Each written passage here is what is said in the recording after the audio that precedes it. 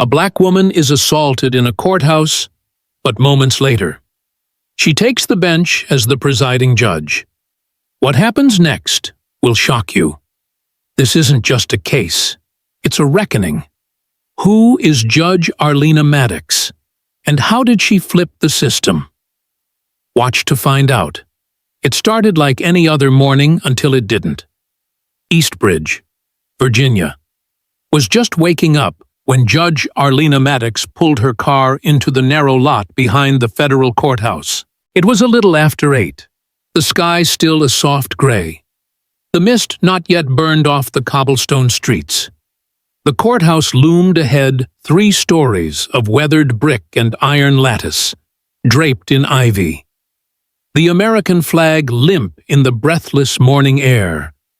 It looked historic, revered. But Arlena knew better.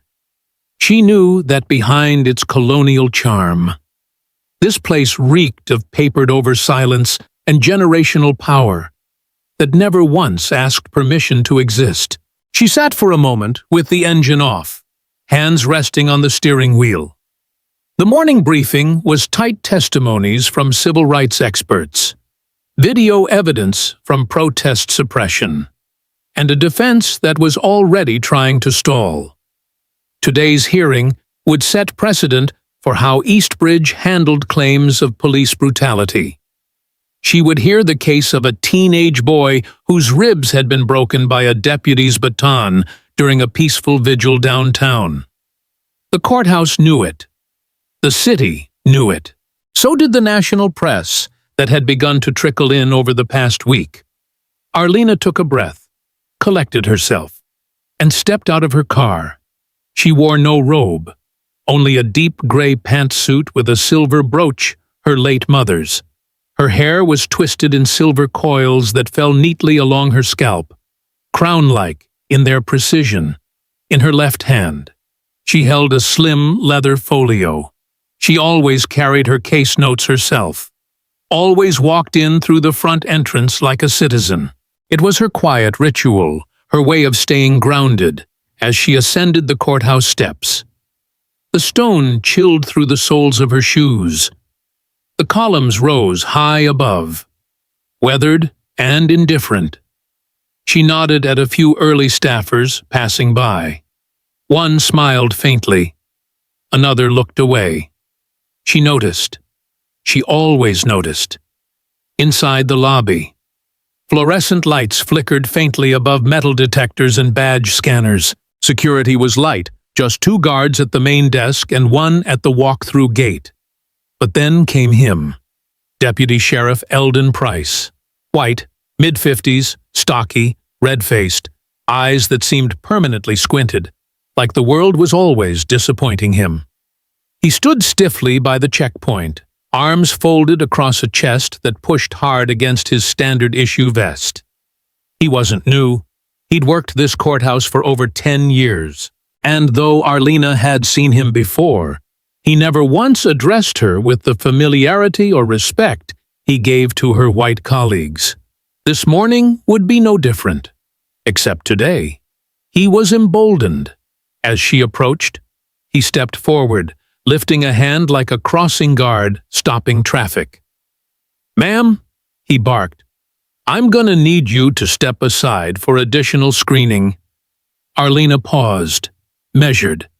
"Is there a reason no visible ID?" He replied flatly. "You can't just walk into a federal building without clearance." She reached calmly into her jacket, pulled out her federal identification badge, and held it up. The gold emblem caught the light. Price didn't even glance at it. He plucked it from her hand, barely skimmed the surface, then slid it into his pocket. Her voice didn't rise, but it sharpened. "I'll need that returned. You in a hurry to get somewhere?" "Sweetheart," he said, leaning in just enough that she could smell the stale coffee on his breath. Arlena blinked once. Behind her, a young female intern at the scanner looked away. No one moved. "I'm here for courtroom proceedings, and I will not be delayed by random check." Price interrupted. "Standard procedure. He reached out and clasped her upper arm, not hard enough to bruise, but firm enough to assert control, and guided her away from the flow of foot traffic. "Deputy Price, I do not consent to this," she said clearly. "You don't have to. You're acting suspicious." They moved into a narrow corridor, lined with file cabinets and locked storage rooms. At the end was a small door marked "Secondary Screening, Authorized Personnel Only." He opened it with a key card and gestured for her to enter. Inside, it was cold. Too cold. A single steel chair sat in the center beneath a buzzing light. To the side, a rolling cart held a metal wand, latex gloves, and a pair of electric clippers. She froze. "Sit," Price said. "I will not." He stepped in front of the door. "You want to make this worse for yourself." Seconds passed, her hands clenched at her sides. Then the second officer entered, a younger deputy named Caldwell. Unsure, eyes flicking between the two. "Everything okay?" "She's refusing secondary search," Price said, as though she weren't standing right there. "I don't consent," Arlena repeated. "That's fine," Price said. "We'll do it the hard way." And just like that, she was grabbed each arm, pinned by a man who saw her as a problem, not a judge, not a peer. She didn't shout. She didn't struggle. But her heart pounded, fury mounting with every second.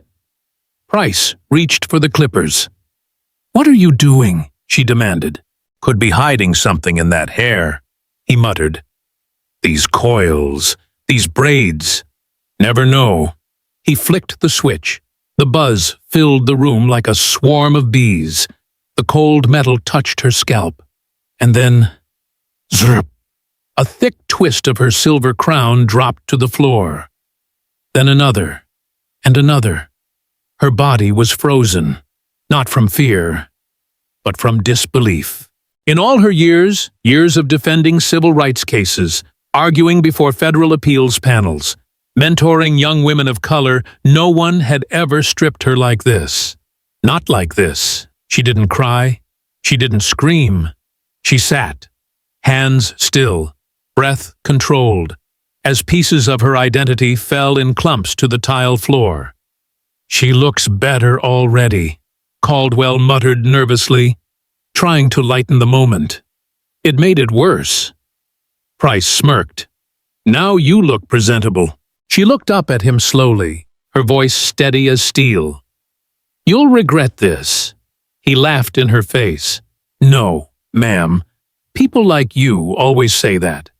And then, as if nothing had happened, he gestured toward the door. "You're free to go. Courtroom's that way." She rose slowly, precisely, picked up her badge from the table, didn't thank him, didn't curse him, just walked. But with every step, something inside her shifted, deeper than rage, beyond humiliation, purpose. Because what Deputy Eldon Price didn't know, what none of them had stopped to ask, was that Judge Arlena Maddox was not there to watch, not there to testify, and not there to wait in the gallery. She was there to preside. And the bench was waiting. So was the reckoning. The door to the screening room swung shut with a heavy finality, sealing Judge Arlena Maddox inside a cold, silent box of humiliation. The fluorescent light overhead flickered slightly, casting long shadows against the cinder block walls. The room was barely 10 feet wide. No windows, no clock, no trace of dignity, just a steel chair in the center, a tray with surgical gloves and handheld scanners, and the dull electric hum of the clippers that had already begun their assault. Arlena stood still, refusing the seat that Deputy Eldon Price had pointed to. The room had the sharp, sterile smell of antiseptic, but beneath it lingered something sour authority misused, power gone rancid. She was not a stranger to intimidation. She had argued constitutional law before appellate courts filled with men who looked through her. She had spoken at funerals for civil rights attorneys, marched through tear gas at protests, mentored young women whose fire had not yet been dimmed by the system. But this was something else entirely. This wasn't a courtroom, this wasn't legal. This was a message. "Sit down," Price ordered again, voice flatter now, more mechanical, like he'd already moved beyond seeing her as a person. His hand twitched toward the chair. "I do not consent," Arlena repeated, her voice low but precise. Her hands were at her sides, clenched into fists so tight her knuckles had gone pale. "You don't need to," he said, motioning to the younger officer behind her, Deputy Caldwell. "She's uncooperative. That's all the cause we need." Uncooperative. That word would no doubt make its way into their report.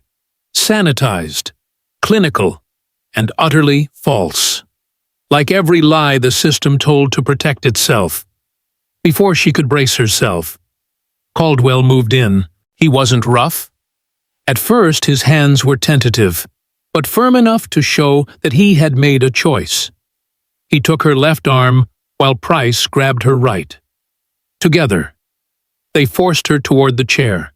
The metal was cold against her back as they pressed her into it, and she could feel her knees lock in resistance. It didn't matter. They were stronger, and in that room, they believed themselves untouchable. Price reached over to the rolling tray. The clippers buzzed to life again, louder in that confined space, like a hornet's nest pressed against her skull. "You don't have to do this," she said quietly. "You're violating federal law." Price chuckled. "Lady, nobody cares what you think is legal." He stood behind her now. She could feel his breath as he leaned in close, could feel the way the room shrank with every second. "This mop of yours," he said, yanking at one of her coils. "You could hide a knife in here for all we know." Arlena closed her eyes, not from fear, but to protect something deeper herself. Her hair wasn't just hair. It was memory. It was lineage. It was her mother's hands on Sunday nights, twisting and oiling. It was the crown she had worn when she passed the bar, the style she kept when she ruled on a discrimination case that set precedent. It was the armor she had chosen for today. The day she would hear the case of a teenage protester brutalized in these very streets. And now it was being stripped from her. The clippers buzzed across her scalp, grazing the skin. Her body went rigid. But she didn't scream. She didn't cry. She just breathed, counting in her mind. Not seconds, but resolve. One pass.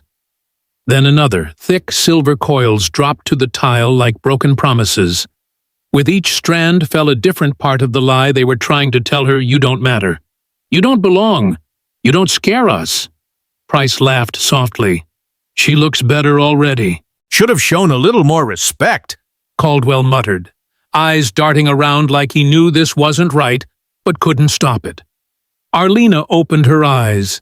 She stared ahead at the blank wall in front of her and imagined every face that had told her she'd never make it this far. Every teacher who underestimated her. Every law partner who talked over her. Every juror who glanced at her robes and still saw only skin. She imagined their disbelief when they saw the footage because surely someone would leak it. Surely someone would find the security tape. Or perhaps one of the silent observers in the hallway would speak. And if not, then she would carry this scar into the light herself. "I hope you understand," Price said mockingly. "This is for everyone's safety." "No," Arlena said, her voice calm now. "This is for your ego." He didn't reply. The clippers turned off. The silence that followed was not peace. It was aftermath. She reached up slowly, her fingers brushing the raw, uneven patches where her crown had once sat. There was a sting not just from the cold air on her exposed scalp, but from the insult, the deliberate erasure. And yet, through that sting, she found clarity, a cold, steady line of resolve that anchored her as she rose from the chair. "You're done," Price said, feigning boredom now. "Courtroom's that way." She took her badge from the tray, wiped a clump of her own hair from its surface, and slid it into her pocket. "I hope you enjoyed this," she said, "because you just made a mistake that's going to echo." He scoffed. "You people always act like the world owes you something." She didn't look back. Didn't give him the satisfaction. Outside the room, the hallway seemed longer than before. Brighter, somehow. She passed the intern again, the one who had seen her being led away. The girl looked up, then down, ashamed. Arlena didn't stop. There would be time for that later. She walked past portraits of judges, long retired, every frame lined with solemn white faces, every plaque etched in bronze. The floor creaked beneath her heels, a sound too soft for what had just happened. But she walked anyway. At the end of the hall, the double courtroom doors loomed tall, flanked by armed marshals. A low hum of voices buzzed from inside. The civil rights hearing was already underway. She paused just outside. She reached up once more, gently feeling the rawness above her ear. It was uneven, ugly. The clippers had bitten in cruelly, but she would not cover it. Not yet. She squared her shoulders, adjusted the fold of her jacket, and pushed open the doors. Every head turned. Every whisper stopped. And in that moment, with the eyes of the courtroom locked on her, they saw not a broken woman, not a victim, but a reckoning wrapped in silence. She didn't need to raise her voice. She didn't need to explain. Because the bench was still there, waiting. The silence that followed Arlena Maddox's walk down the courthouse corridor was unlike anything she'd heard in all her years on the bench. It wasn't the silence of reverence or order. It was the sharp, crackling kind, the kind that comes just after lightning strikes, but before the thunder makes itself known. The kind of silence that carries weight. Every footstep echoed with purpose, not anger. Her heels tapped against the marble floor like a metronome, each beat measured, defiant, unwavering. The echo followed her like a shadow, louder than words, louder than screams. Deputy Eldon Price was nowhere in sight now. He had stayed behind in that cold, windowless room where her dignity had been torn from her strand by strand. She didn't need to see him. She didn't need to say his name. His presence clung to her scalp like the sting of the clippers. But it was not fear that marked her movements now. It was something deeper, something older, purpose carved from generations of survival. She passed the portraits of Eastbridge's past judges, lining the hallway, 32 frames in total. Every one of them white, most of them male. Every face frozen in a gaze of solemn authority. She didn't slow down. She had long since stopped asking their permission to take up space. At the end of the hall stood the courtroom doors, tall, wooden, crowned with a stained glass transom that shimmered red and gold in the morning light. Behind them, the room buzzed. She could hear it, the low murmur of lawyers prepping exhibits, journalists murmuring into phones, clerks rustling paper. They didn't know what was coming. They didn't know what had already happened just 10 minutes prior behind a locked door and a turned back. But they would. She stopped in front of the doors and took one breath, not to calm herself. That moment had passed. No, This breath was to center the fire inside her, not to extinguish it, but to carry it forward with precision. She reached up and grazed her fingers along her newly shorn scalp, the patches rough beneath her touch. She left them uncovered. They would speak for themselves. With a push, she opened both doors. The sound of conversation stopped in an instant. The doors hadn't slammed. They hadn't needed to. They simply opened. And the sight of her gait, her bearing, her silence struck the room like a gavel dropped from heaven itself. Every eye turned, and then came the gasps. It rippled through the gallery, row by row. People who had been flipping through case notes or sipping lukewarm coffee now froze. Mouths parted, jaws clenched. One reporter's pen slipped from her hand and rolled to the floor. A defense attorney sitting nearest the aisle blinked, mouth ajar, unsure if what he was seeing was real. She didn't pause. She didn't look left or right. She simply walked the length of the courtroom like a tide rolling in, calm, steady, inevitable. Her robe was waiting for her at the bench, draped neatly over the chair. Normally, a bailiff would assist her. Normally, there would be a quiet announcement, "All rise." Normally, someone would move to mark the ritual of the court. Not today. Today, no one moved, because the woman who had just entered the courtroom bore the evidence of something unspeakable, something done to her not as a judge, but as a black woman stripped of assumed power. Yet here she was, wearing her scars in the open, not as wounds, but as warnings. She climbed the steps to the bench without hesitation. Behind her, one of the junior prosecutors dropped his pen.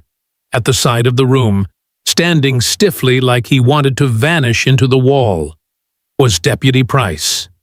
His uniform looked tighter now, as though it were shrinking under the weight of the eyes beginning to notice him.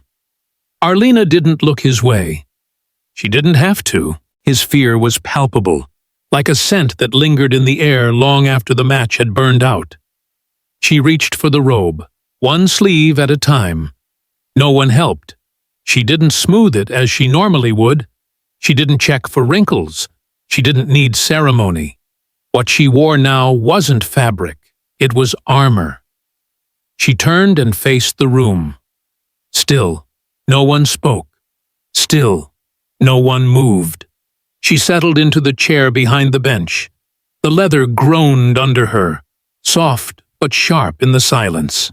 She folded her hands over the docket and looked out across the room, not above them, not below them, but through them. Her voice, when it came, was even and surgical. Court is now in session. It wasn't loud. It didn't need to be. The court clerk, flustered and visibly shaken, stood. "All rise," she said. Too late. Everyone rose anyway, because they knew, and in that knowing. The courtroom changed. The defense team scrambled for composure. Their lead counsel, Gerald Linton, well known for his aggressive style and smug TV appearances, stood and opened his mouth as if to object, perhaps to ask for a recess, or a substitution, or a miracle. He didn't speak. He couldn't. Because the judge presiding over the most critical civil rights case in recent Eastbridge history had just walked in, visibly assaulted, violated, and unshaken, and they had no idea what to do with that truth. They couldn't spin it. They couldn't bury it. They couldn't outmaneuver it. Arlena opened the docket.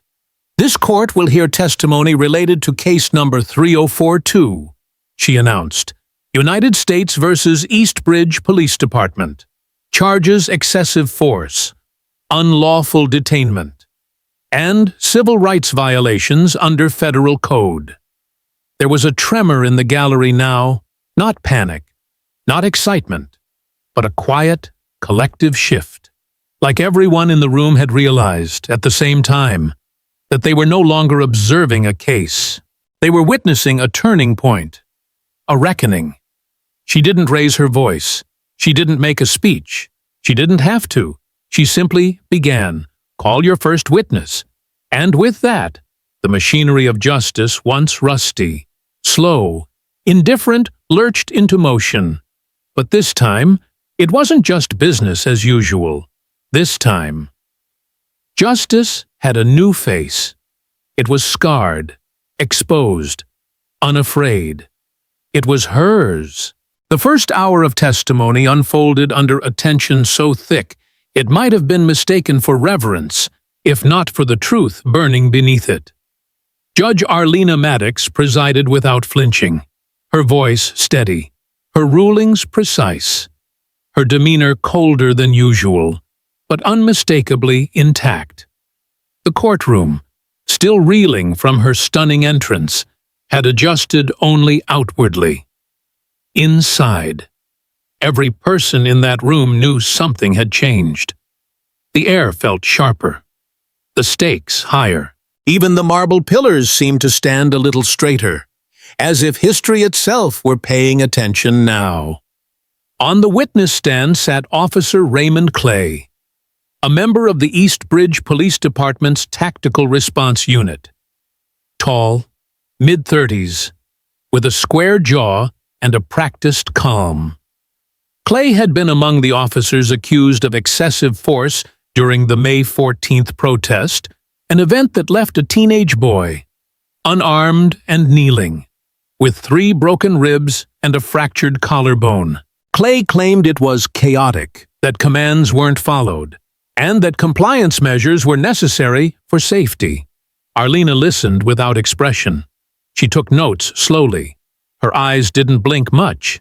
She let the prosecution question him first, then allowed the defense their turn. She didn't interrupt, not once, but every so often. She would glance up and meet Clay's eyes, and in that silence, something shifted.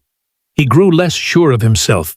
His voice thinned. His hands started fidgeting, because behind her calm was something ancient and unstoppable, an awareness not just of the law, but of how easily it could be distorted.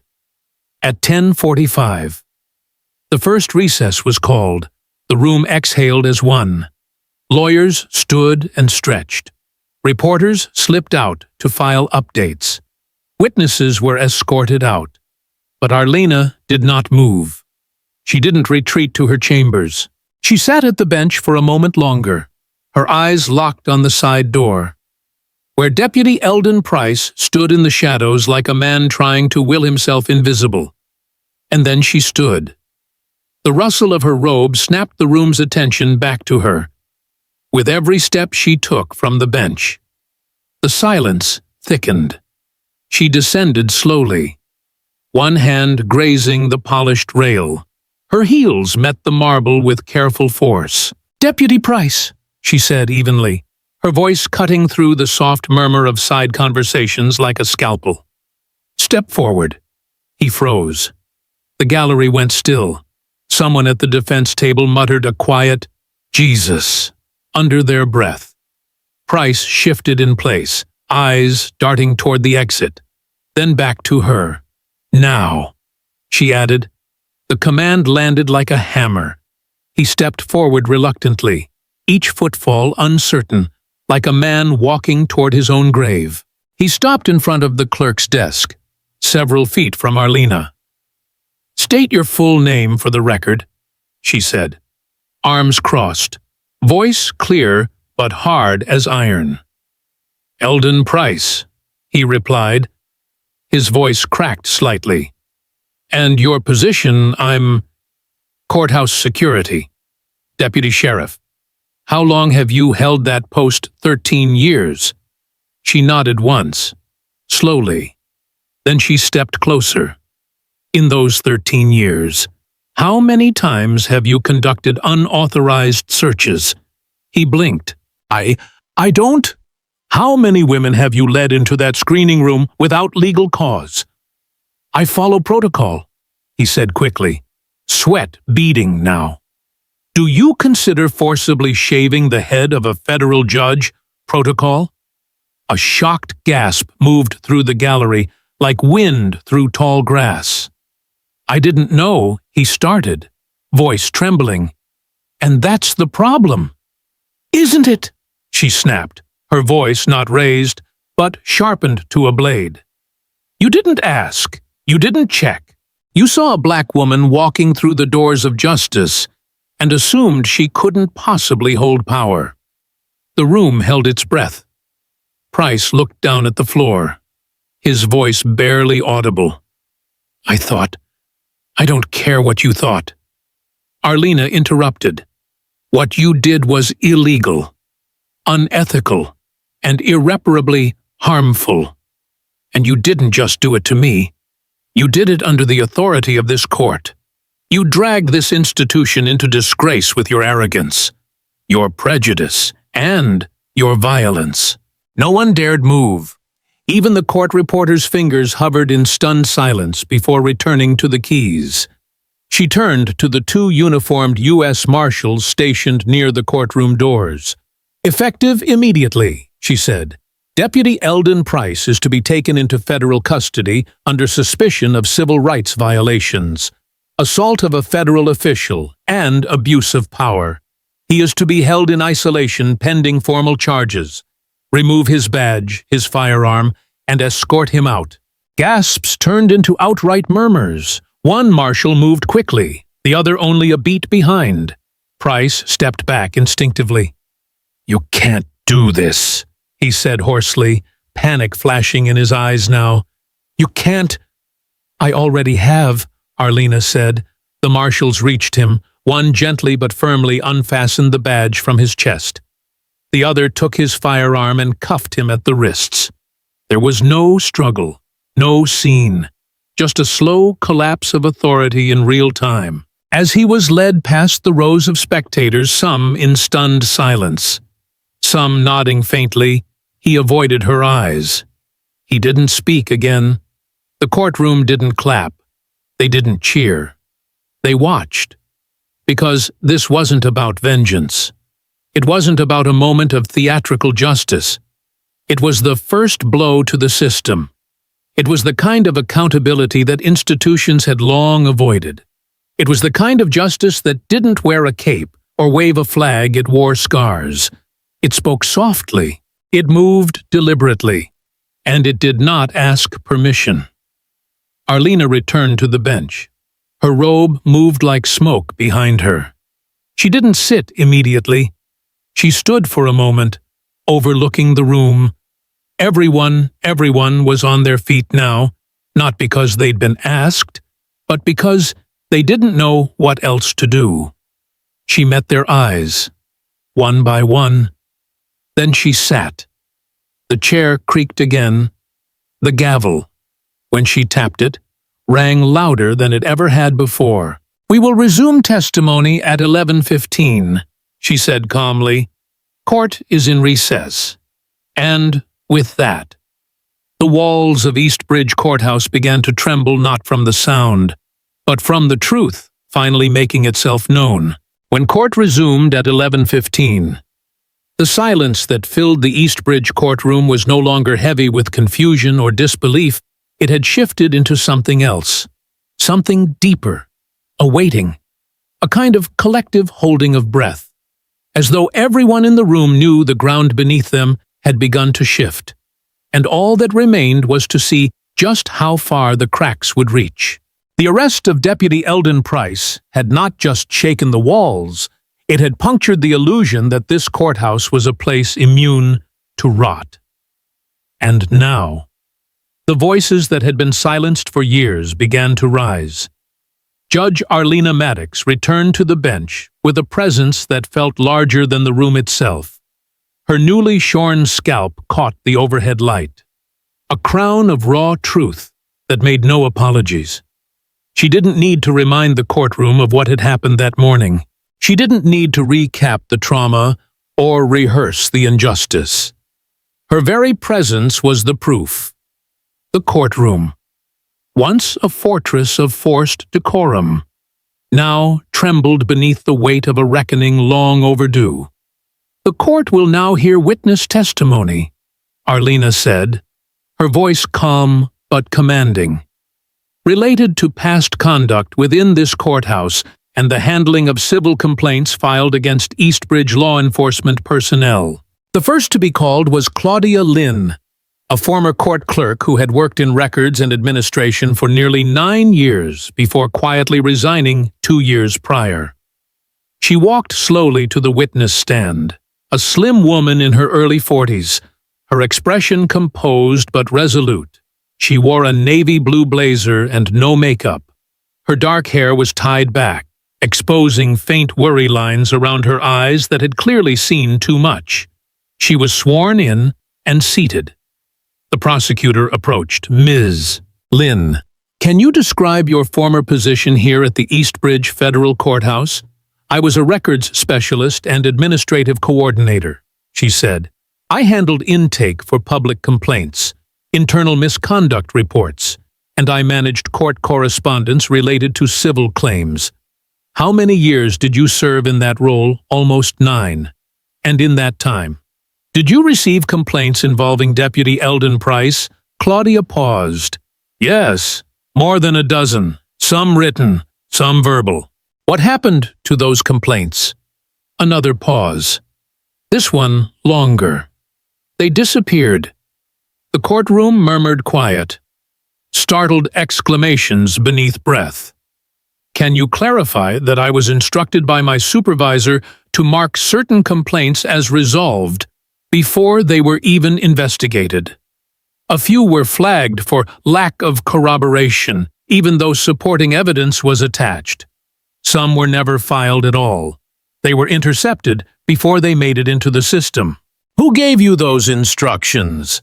Claudia looked toward the judge's bench, not at Arlena directly, but just beside her, as if searching for strength in the air. "Chief Administrative Officer Russell Greaves, and occasionally, directives came from Judge Hallowell's chambers. Another name, another thunderclap. Judge Walter Hallowell, retired 6 months ago with honors, had been Arlena's mentor, her sponsor into the federal circuit, a man she once trusted to tell her the unvarnished truth, the man who had told her she was exactly what the bench needs, and now his name was at the center of an administrative cover-up. Why didn't you speak up sooner?" Ms. Lynn Claudia's voice didn't waver, but her fingers twisted in her lap. "I tried. Twice. I reported it to the ethics officer, but it never went anywhere. After that, I was warned to keep my head down, that speaking out would cost me my pension. I couldn't afford to lose everything. And now," she looked up directly at Arlena this time, "now I know silence costs more." Judge Maddox didn't react outwardly, but something in the courtroom seemed to shift again, like a current turning beneath the surface. The prosecutor nodded. No further questions. Claudia was excused, and as she stepped down from the stand, several eyes in the gallery followed her, some in admiration, some in disbelief. But one thing was clear: the wall had cracked. Next came Jonas Bell. The gallery leaned forward when his name was called. A tall, broad-shouldered black man in his early 70s with a salt-and-pepper beard and a slight limp.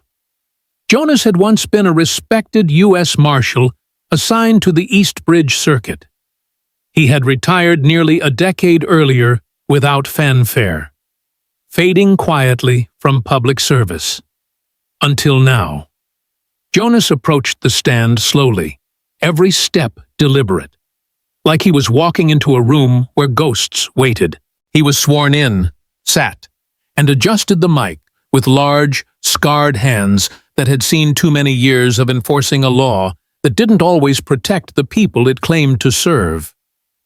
"Mr. Bell," the prosecutor began, "can you describe your time working within the Eastbridge courthouse I served from 1994 to 2011, he said, "first as a deputy, then as senior marshal. oversaw transport, security, and incident response. During that time, did you ever witness inappropriate behavior by Deputy Eldon Price?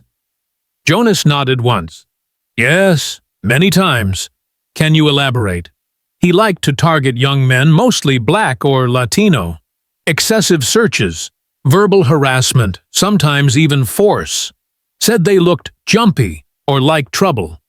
I warned him more than once, told him to dial it back. But he had backing. I filed a formal report in 2008 after I saw him slam a public defender's intern against the scanner wall. That report disappeared. You're saying your complaint was ignored? No, Jonas said. I'm saying it was buried. And you never followed up, I did. But I was told off the record by an administrator that Price kept things in line, especially with certain types. That was their phrase. Certain types. I knew what it meant. We all did. A hush overtook the courtroom. Why didn't you escalate it further? Jonas looked down at his hands. Because I was tired.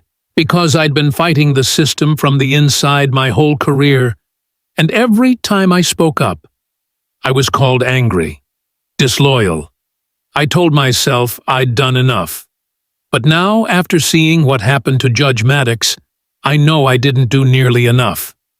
The last words hung in the air like smoke.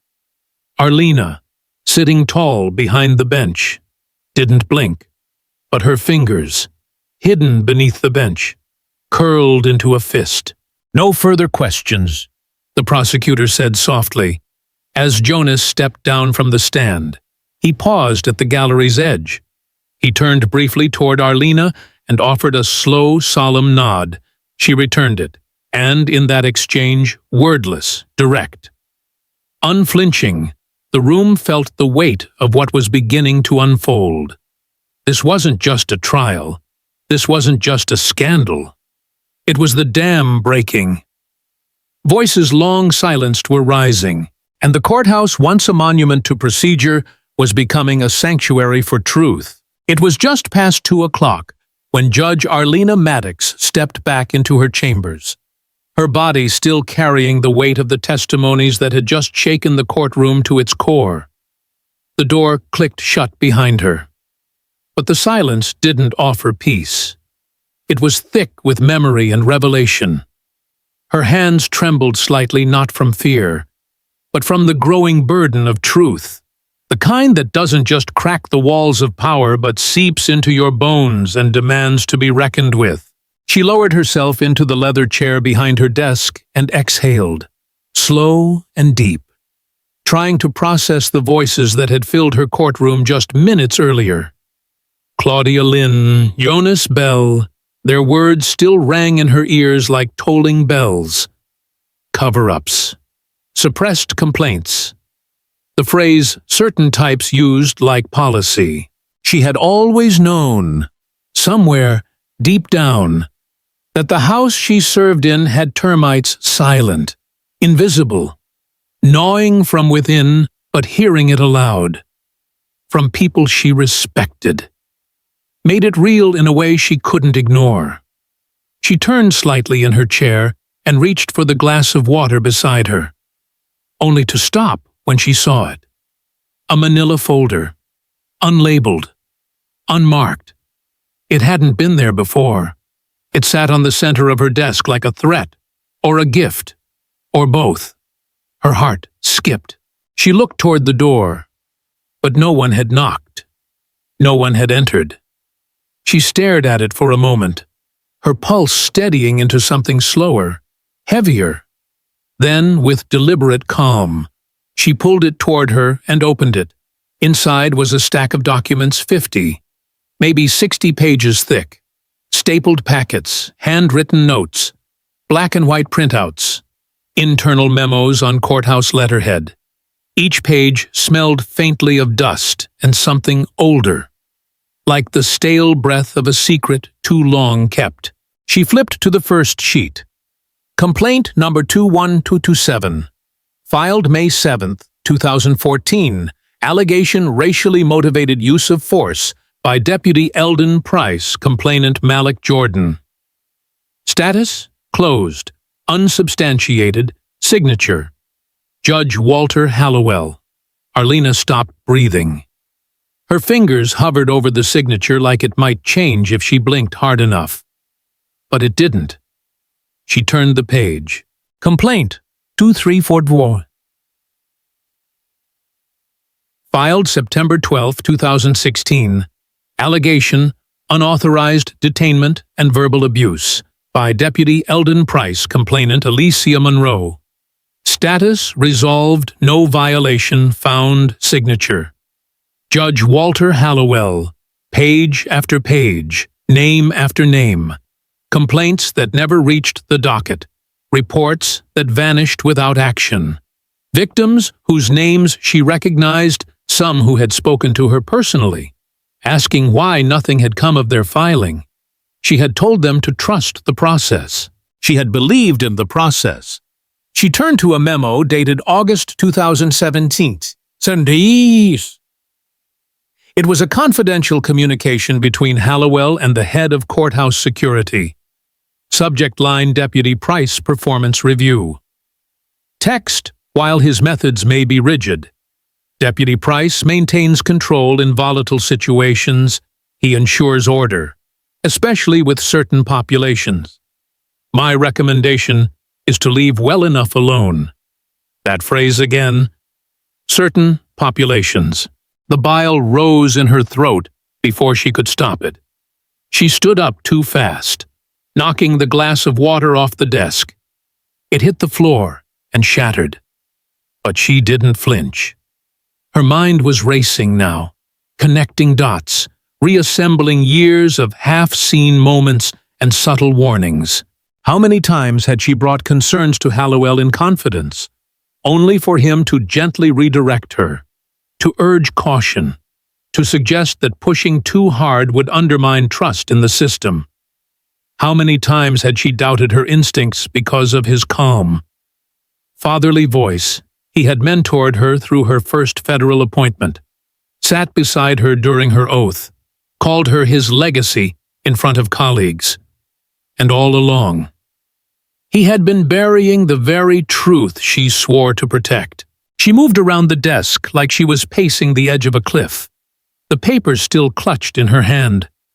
The betrayal wasn't just personal, it was structural.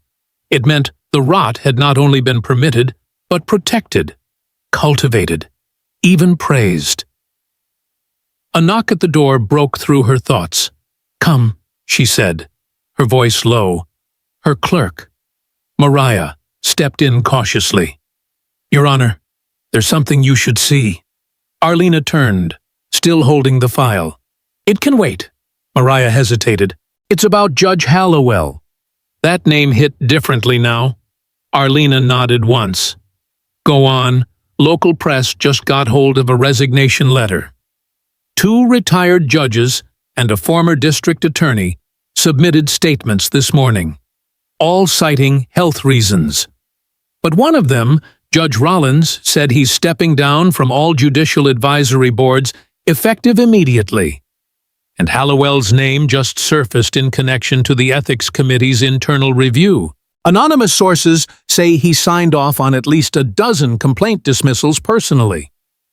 Arlena said nothing, just handed Mariah the folder.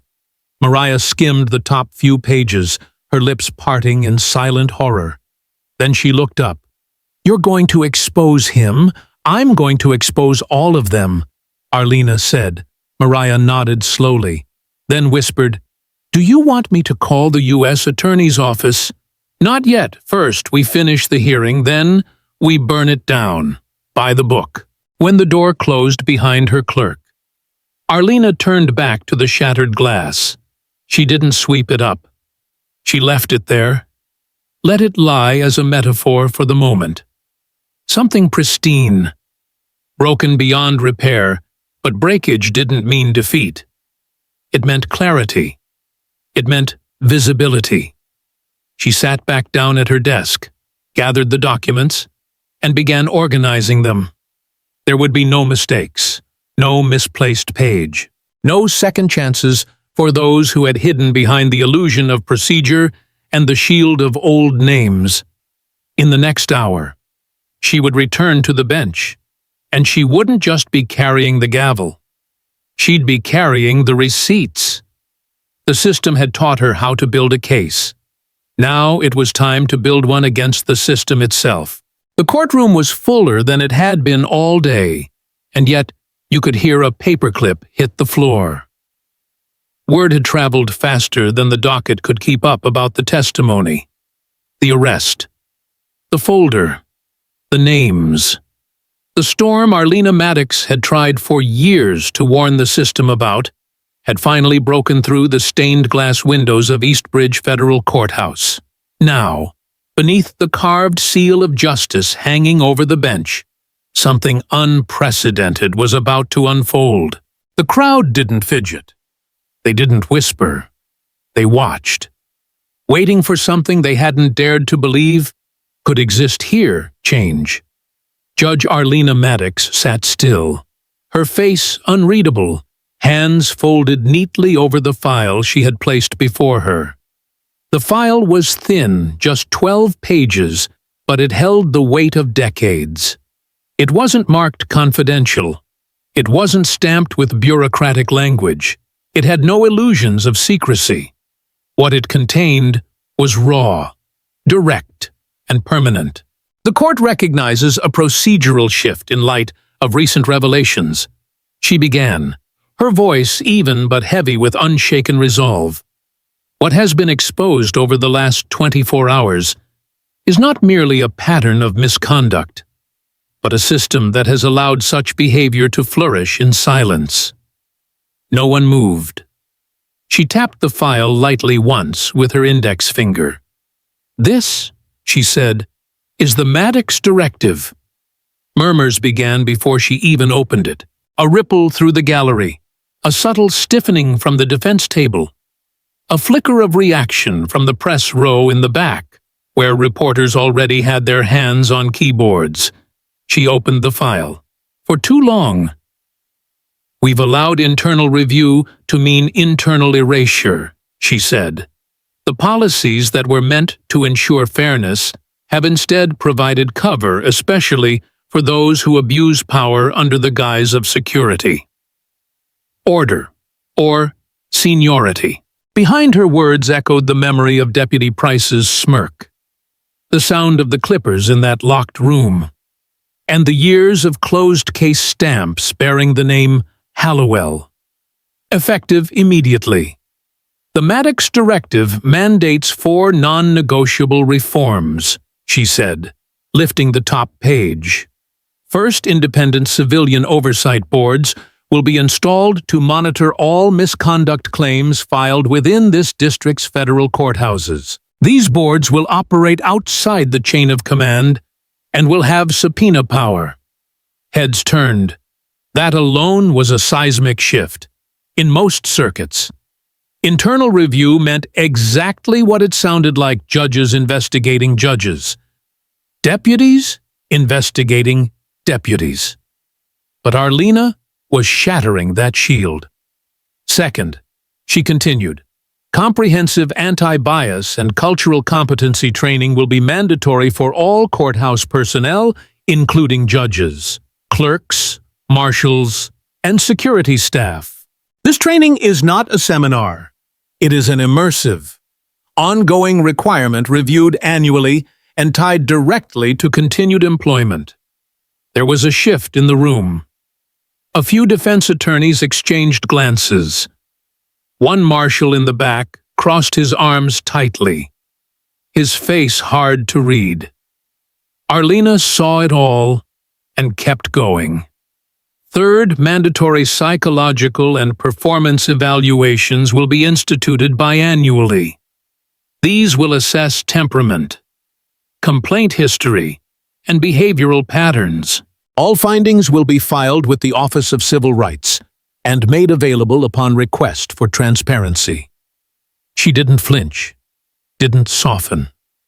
And fourth, she said, lifting her eyes to the back of the courtroom where the public sat shoulder to shoulder, We are adopting a zero-tolerance policy for discriminatory conduct in this courthouse.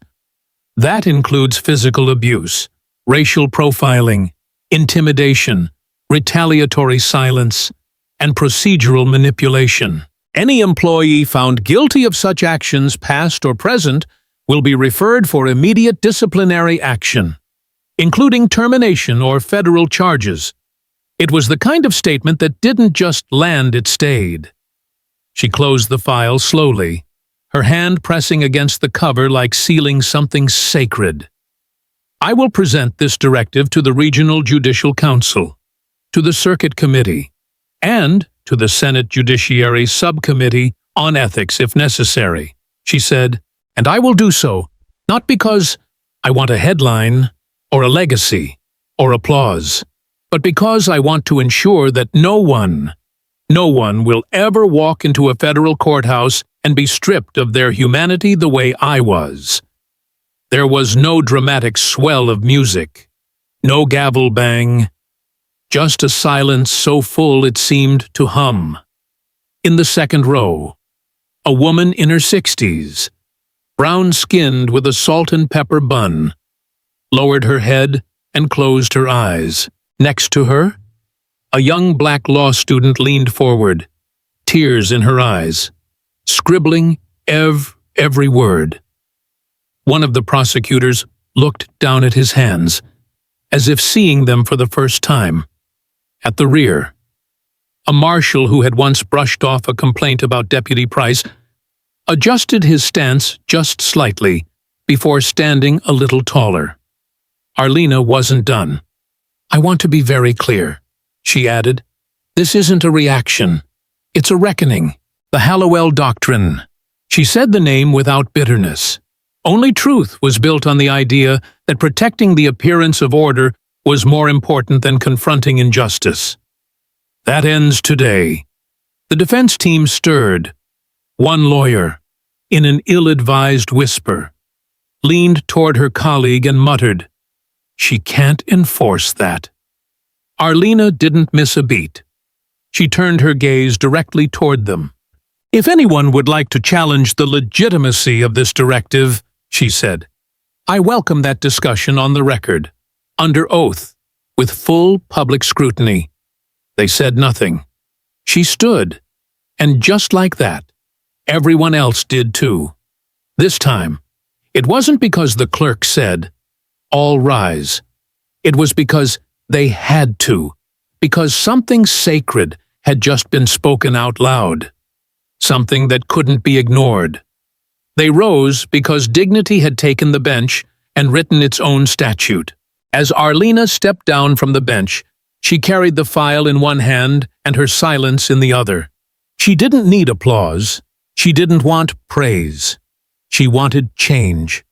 And with the Maddox Directive now entered into the federal record, she had just delivered the first chapter of a new legal doctrine, one that didn't pretend justice had ever been blind, but promised it would finally learn to see. And somewhere deep inside that courthouse, beneath the marble, the wood, the long-forgotten files buried in the archives, something old began to shift. Something buried began to rise, not with vengeance, with vision, the kind that doesn't just seek to punish the past, but protect the future. It was only a matter of time before the pushback came.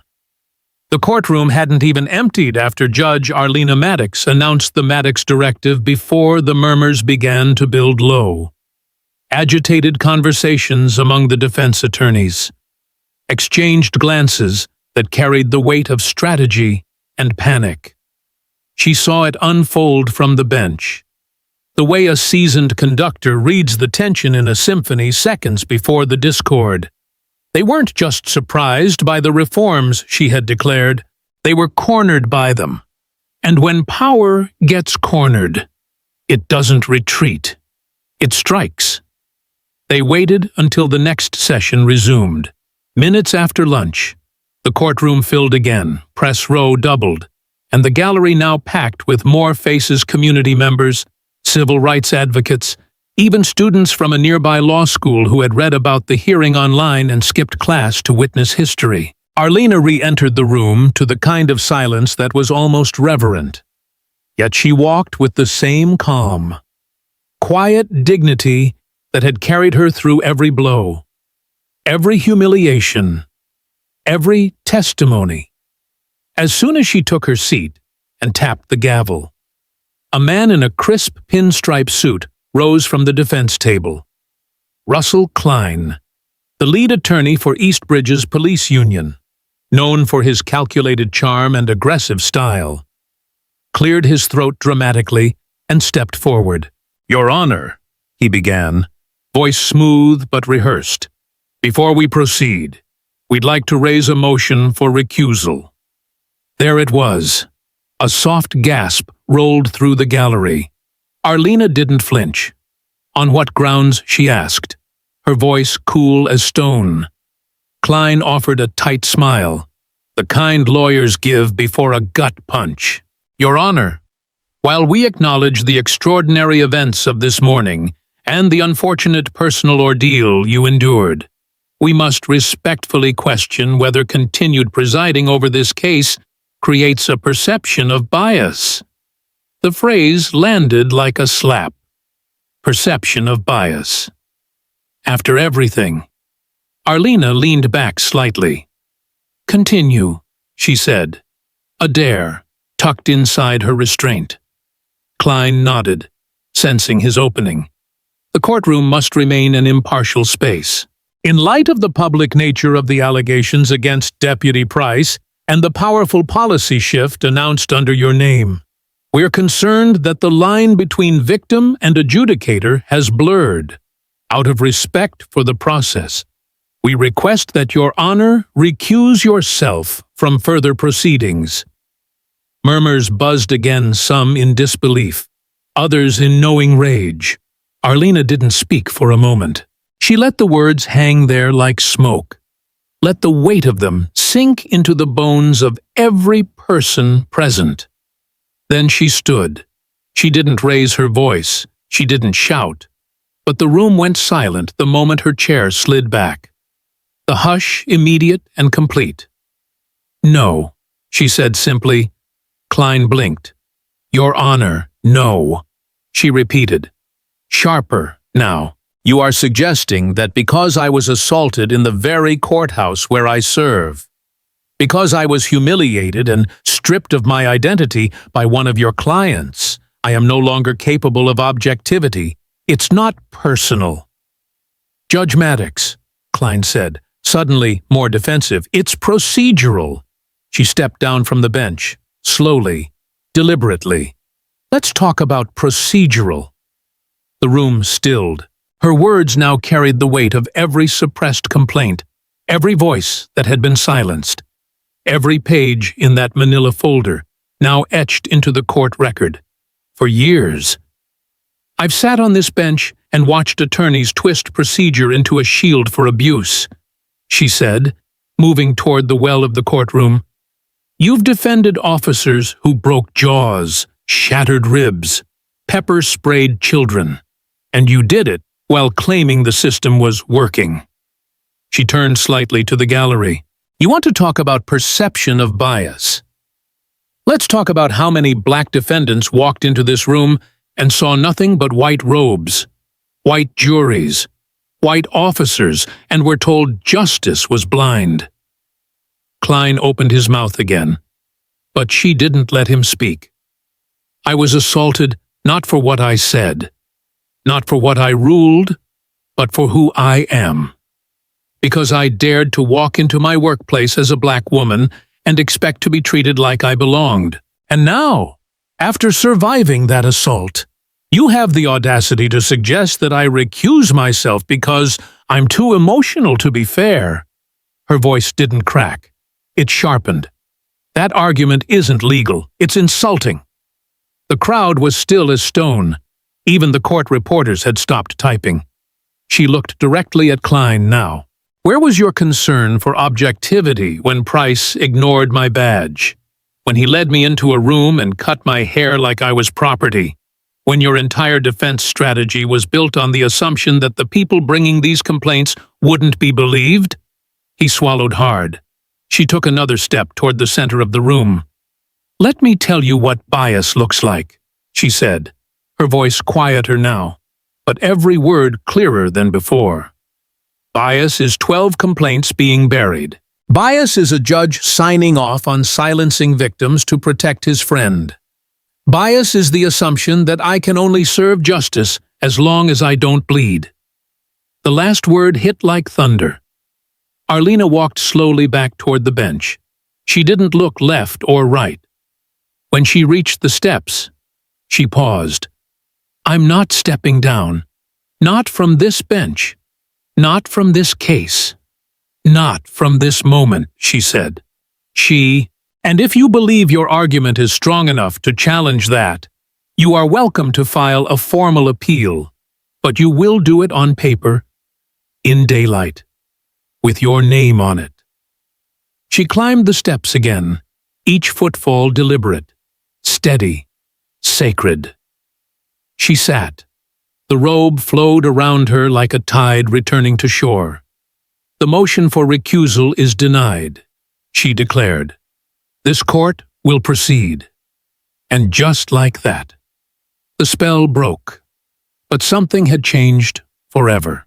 Because Arlena Maddox had not just refused to be pushed out, she had made clear, with fire and law and lived experience, that the very foundation of power was shifting.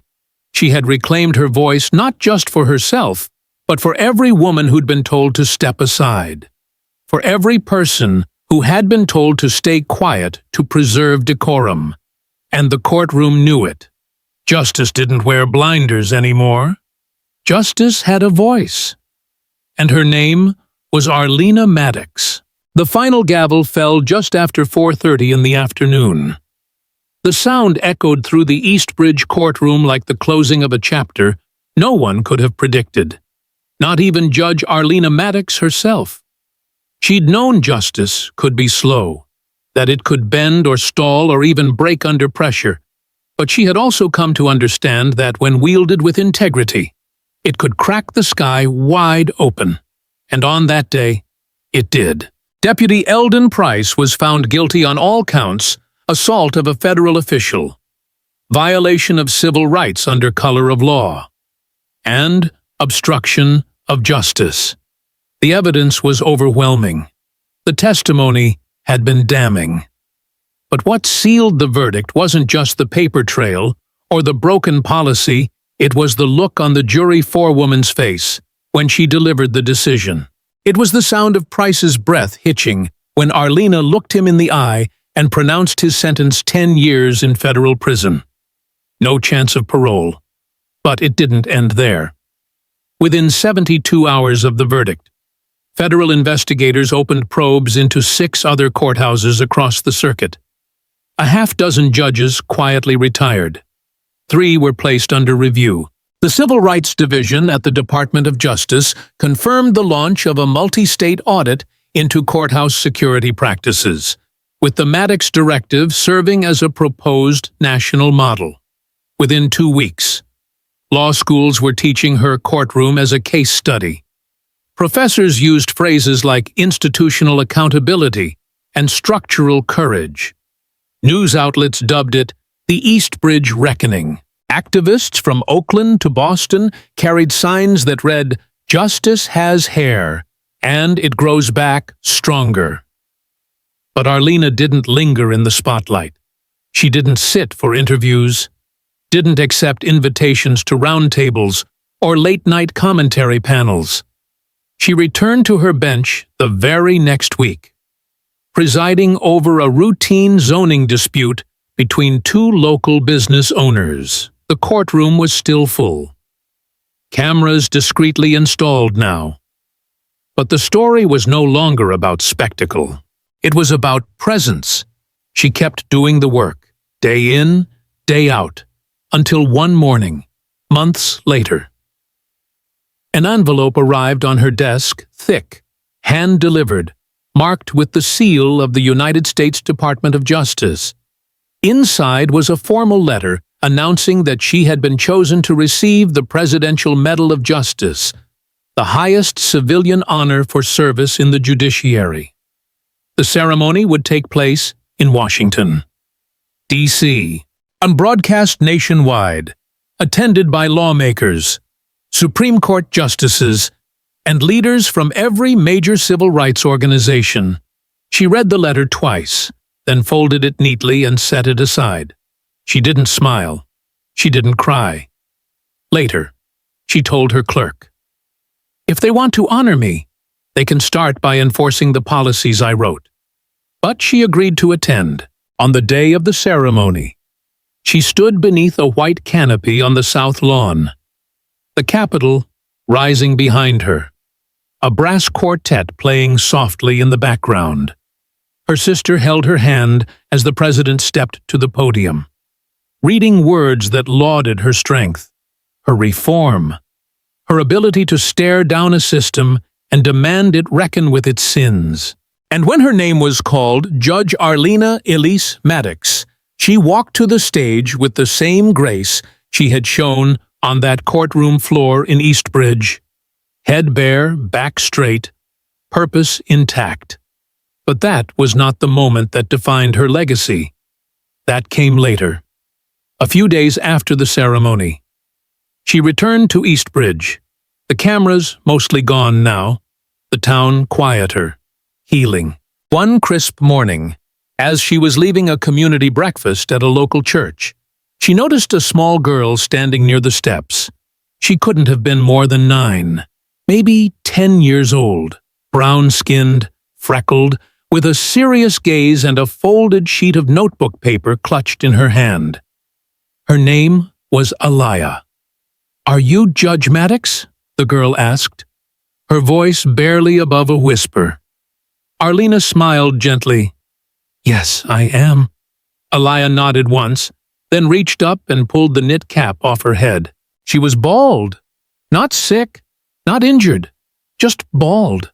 "I shaved it," she said. "Like you.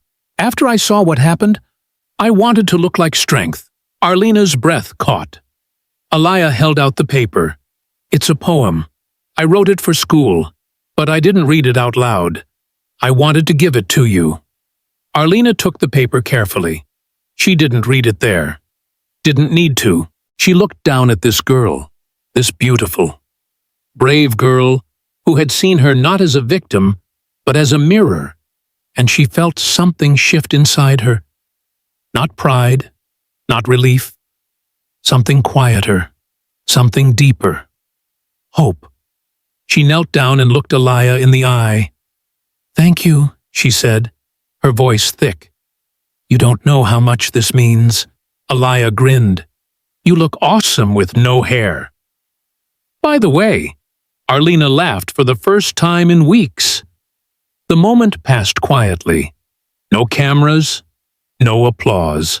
Just the wind rustling the leaves above the church steps, and a future being passed hand to hand between generations. In the months that followed, the Maddox Directive was adopted in 4 more districts. Congress debated it openly. It became part of larger discussions about federal oversight, about the power of black women in robes, about what justice could look like when built from the inside out. Arlena continued to serve, but something had changed not just around her, but within her. She no longer moved to prove her place. She moved to make room for others. The photo that eventually became the most widely shared from her story wasn't from the day of the verdict, or the arrest, or the presidential medal. It was taken by a bystander, quietly, on the church steps, in it. Arlena kneels, smiling, as Aliyah stands in front of her, heads nearly touching 2 bald queens in a world that had tried to shame them both. The caption someone wrote underneath read simply, "Legacy isn't what you build, it's who keeps building after you." And that was Judge Arlena Maddox's true verdict. One not written in rulings, but in the lives that followed. What happened in Eastbridge wasn't just about one judge, one courtroom, or even one corrupt deputy. It was a mirror held up to America. Judge Arlena Maddox's story is more than a headline. It's a wake-up call, a reminder that justice is not self-sustaining. It needs people willing to stand, speak, and sometimes bleed for it. From the moment she walked into that courthouse as a dignified black woman and was stripped of her identity behind a locked door, to the moment she reclaimed her seat on the bench and rewrote the very rules used to silence her, Arlena taught us something crucial. Power does not come from a robe or a gavel. It comes from courage. And courage, when shared, becomes contagious. We saw it in Claudia Lynn's trembling testimony. We saw it in Jonas Bell's long-delayed confession. We saw it in Aliyah, a little girl with a shaved head who saw strength instead of shame. This story holds lessons for every American citizen. Silence protects no one. Systems don't change themselves.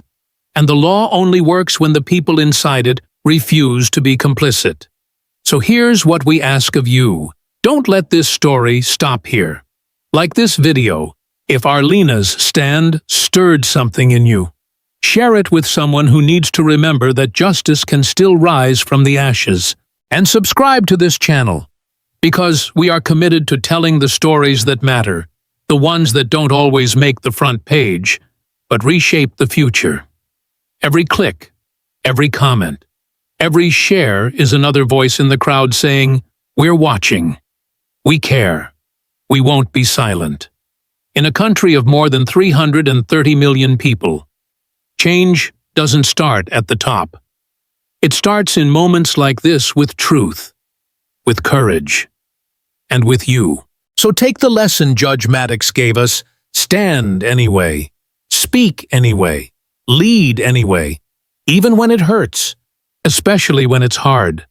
Because justice isn't a place you walk into. It's a choice you make.